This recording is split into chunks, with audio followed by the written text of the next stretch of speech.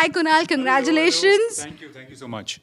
Thank you so much. Very Okay, excited. congratulations on winning the best debut for the Empire. What do you have to say about your role and the kind of prep that went into it? Oh, well, it was a lot of work, of course. It was, I think, incredibly challenging, not as a role only, but also to put this show together. It was a show that was required a certain scale, and we were shooting during COVID. So you shoot for 15 days, then take a break for 3 months, and shoot for 15 days. So all that was also, of course, very challenging. So it's just great to get an award for it because it makes you feel like all the work that you put into that is rewarded. Do you think OTTs are calling the shots now? I mean, I just feel like I was just saying on stage is that this is probably the most exciting time for me as an actor because you've never had a chance to play these kind of roles. You never get a chance to be part of such unique stories, and OTTs have made that possible. So I'm very grateful to them because otherwise, you get offered the same stuff over and over again. But here, you get a chance to experiment and do something new. How did life change for you after the Empire? How did it change? I don't know how it's changed. If at all it has changed. No, I mean, it's just, it's lovely because there's a lot of love that came our way. There's, obviously as a creative person, you always look for love and approval from the audience because that's all that matters. And to see that was very, very heartening. Taking a cue from that, critics' appreciation or audience's love? No, audiences, for sure. Okay. What was the last thing you watched on OTT? What's the last thing? I'm watching, I just finished the third episode of the prequel of Game of Thrones. That's nice. And what are your views on censorship on OTTs?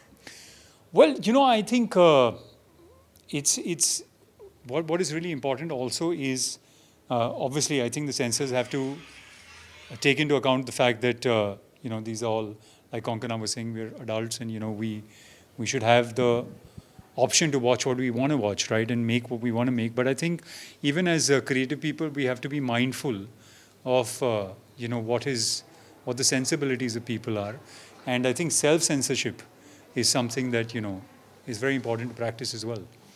Okay. Top 5 things you'd like our readers to recommend on OTTs. On OTT. Yeah. Your personal favorites.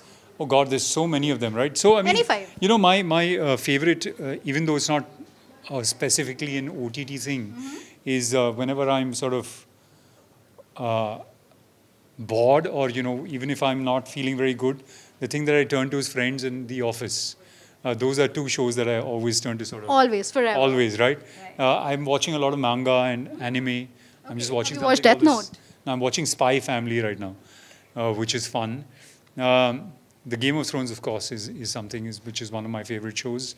There's so many of them, You spoiled for choices. Yeah, really. I mean, the thing is that, when Family Man is a great show. Patal Lok was wonderful.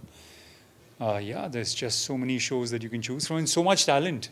Yeah, Which is just definitely. absolutely incredible. Last question. What do you have to say about the concept of a pan-India, one nation, one OTT awards? I think it's great. I mean, I think this whole thing of language being a barrier to where movies or where shows or where content can reach is something that's falling.